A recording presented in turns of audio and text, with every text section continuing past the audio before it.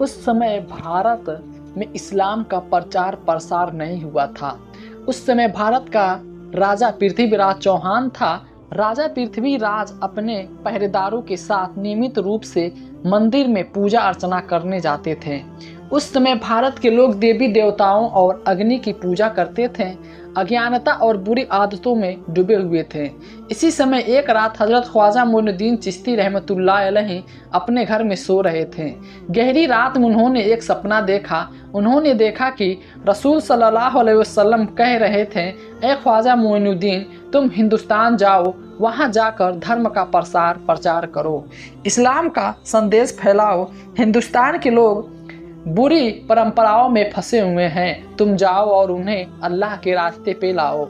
यह सपना देखने के बाद ख्वाजा मोइनुद्दीन चिश्ती की नींद खुल गई, जिसके बाद उन्होंने देर नहीं की और अगले दिन अपने कुछ साथियों के साथ हिंदुस्तान चले गए।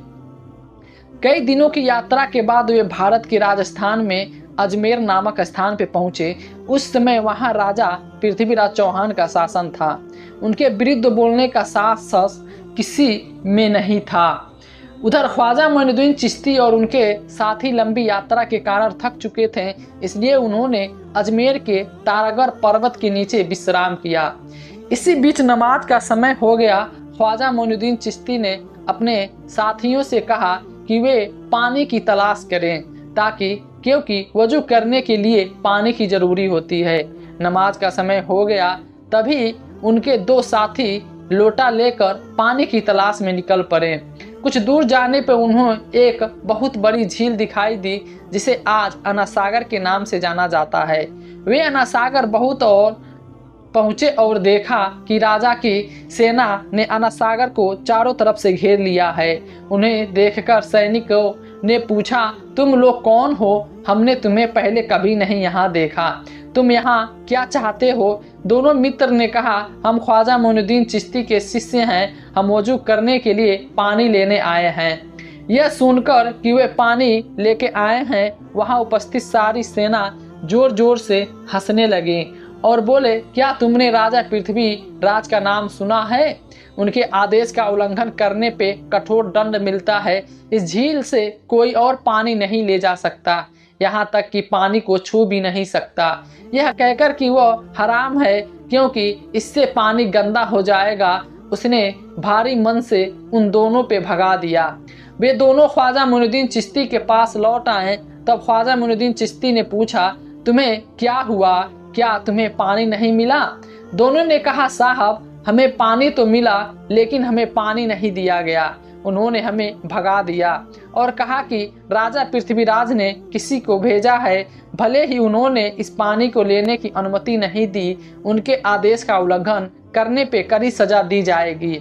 उनकी सारी बातें सुनने के बाद ख्वाजा मोइनुद्दीन चिश्ती ने अल्लाह की बारगाह में दुआ की और फिर उनसे कहा कि तुम सब अनासागर चले जाओ और जाकर ख्वाजा मोइनुद्दीन चिश्ती से कहो कि हमें भेजा है। इसके बाद दोनों साथी फिर से वजू के लिए पानी लेने निकल पड़े। जब वे अनासागर पहुंचे तो सेना ने उन्हें रोक लिया और पूछा कि तुम फिर से क्यों आए हो? उन्होंने कहा कि हम वजू के लिए पानी लेने आए हैं। उन्होंने कहा कि हमने तुमसे कहा था कि पानी नहीं दिया जाएगा। अगर राजा पृथ्वीराज चौहान को पता चल गया तो तुम्हारी जान को खतरा हो सकता है, हम किसी भी हालत में पानी नहीं देंगे। तब उन्होंने कहा कि हम तुमसे पानी नहीं मांगेंगे, हम अनासागर से पानी लेने आए हैं। यह सुनते ही वहाँ मौजूद पूरी सेना जोर जोर से हंसने लगी। उस समय उसने अल्लाह की बारगाह में दुआ की और हाथ में बर्तन लेकर आगे बढ़कर कहा, ए सागर, आजा, हम ख्वाजा मोइनुद्दीन चिश्ती रहमतुल्लाह अलैहि के मुरीद हैं। ख्वाजा मोइनुद्दीन चिश्ती ने हमें अल्लाह के हुक्म से यहाँ भेजा है, इस बर्तन में आजा। जैसे ही उसने यह कहा, पल भर में अनासागर सारा पानी बर्तन में आ गया। ऐसा अद्भुत और चमत्कारी नज़ारा देखकर वहाँ मौजूद पूरी फौज हैरान रह गई। उन्होंने तुरंत कलमा पढ़कर इस्लाम कबूल कर लिया, लेकिन वहाँ कुछ कट्टर हिंदू भी थे। उन्हें लगा कि यह किसी जादू का असर है, इसलिए वह यह खबर देने के लिए राजा पृथ्वीराज चौहान के दरबार में भागा। जब राजा पृथ्वीराज ने उसे देखा तो पूछा, क्या हुआ? तुम्हारे चेहरे पे इतना डर क्यों है? तब उसने कहा, राजा पृथ्वी साहब, बहुत बड़ी विपत्ति आ गई है। राजा पृथ्वीराज चौहान पूछा, क्या हुआ है? उसने कहा, राजा साहब, पता नहीं कहाँ से एक महान जादूगर यहाँ आया है। वह देखते ही देखते फकीर लगता है, लेकिन उसने अपने जादू से पूरे अनंत सागर का पानी एक घड़े में खींच लिया है। यह सुनकर राजा पृथ्वीराज को ऐसा लगा जैसे आसमान उनके सिर पे गिर पड़ा हो। मैंने अपने जीवन में जादूगर तो बहुत देखे थे, लेकिन ऐसा जादू मैंने कभी नहीं देखा था। उसने यह नहीं सुना था कि अपनी आंखों से देखने के लिए वह तुरंत अपनी सेना लेकर वहां पहुंच गए और उन्होंने अनंत सागर की पानी एक बूंद भी नहीं थी। और दूसरी ओर अजमेर के लोग बड़ी संख्या में एकत्र हुए थे। ख्वाजा मोइनुद्दीन चिश्ती रहमतुल्लाह अलैहि के दर्शन के लिए वहां पहुंच रहे थे। ख्वाजा मोइनुद्दीन चिश्ती और उनके साथी नमाज अता करने के बाद वहां बैठे थे। जब राजा पृथ्वीराज वहां पहुंचे तो उसने देखा कि बहुत से हिंदू पहले ही इस्लाम स्वीकार कर चुके थे। यह देखकर राजा अंदर ही अंदर चौंक गया। वह अंदर ही अंदर बहुत क्रोधित हुआ। राजा पृथ्वीराज बहुत ही चतुर और कट्टर हिंदुस्तानी थे। उन्होंने पूछा, आप कौन हैं और कहां से आए हैं? मैं अल्लाह के हुक्म और रसूलुल्लाह सल्लल्लाहु अलैहि वसल्लम पर से कहने पर आया हूँ। राजा पृथ्वीराज ने कहा, आपने अपने जादू से इस पानी को पानी बना दिया है, यह क्यों सूख गया है? तब ख्वाजा मोइनुद्दीन चिश्ती ने कहा, मैं कोई जादूगर नहीं हूँ, मैं अल्लाह का बंदा हूँ।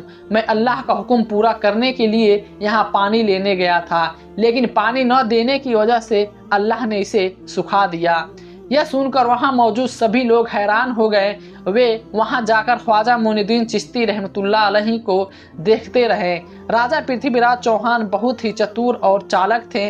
उन्होंने समझा लिया कि यह आदमी कोई साधारण व्यक्ति नहीं है, इसलिए झूठे आंसू बहाते हुए और सिर झुकाते हुए उन्होंने कहा, हमें सबके दुख सहने में कोई परेशानी नहीं है, लेकिन मासूम बच्चों और मासूम लोगों को ध्यान में रखते हुए कृपया पानी को उसके स्थान पे लौटा दीजिए, यही मेरी आपसे प्रार्थना है। यह सुनकर ख्वाजा मोइनुद्दीन चिश्ती ने अपने दोस्तों साथियों को आदेश दिया कि वो समुद्र के पास जाएं और एक घड़ा लेकर आएं। दोनों साथी घड़ा लेकर समुद्र के पास पहुंचे। वे पास आए और जैसे ही उन्होंने ईख को समुद्र में डाला, समुद्र फिर से पानी से भर गया। यह सब देखकर वहां मौजूद लोग हैरान रह गए। उन्होंने पूछा कि आप किस भगवान की पूजा करते हैं? ख्वाजा मोइनुद्दीन चिश्ती ने कहा, मैं अपने एकमात्र भगवान अल्लाह की पूजा करता हूँ। वहां उपस्थित सभी लोगों ने कहा कि आज से हम भी उसी अल्लाह की इबादत करना चाहते हैं। वहां के सभी लोग ने एक एक करके इस्लाम स्वीकार कर लिया, लेकिन राजा पृथ्वीराज चौहान को यह बर्दाश्त नहीं हुआ। वे अगले दिन बड़े गुस्से में राज दरबार में वापस लौटे। उस पृथ्वीराज चौहान ने राजा दरबार में आपातकालीन बैठक बुलाई। पृथ्वीराज ने उन्हें बुलाया और कहा कि इस फकीर को किसी भी तरह यहाँ से हटाना होगा, इसे खत्म करना होगा। अगर आपके पास कोई सुझाव है तो जल्दी बताओ। तब एक मंत्री ने कहा, राजा साहब, यह फकीर कोई साधारण व्यक्ति नहीं है, यह एक महान जादूगर है। आपने जादू के प्रभाव से एक एक करके सभी लोगों को इस्लाम में परिवर्तित कर रहा है।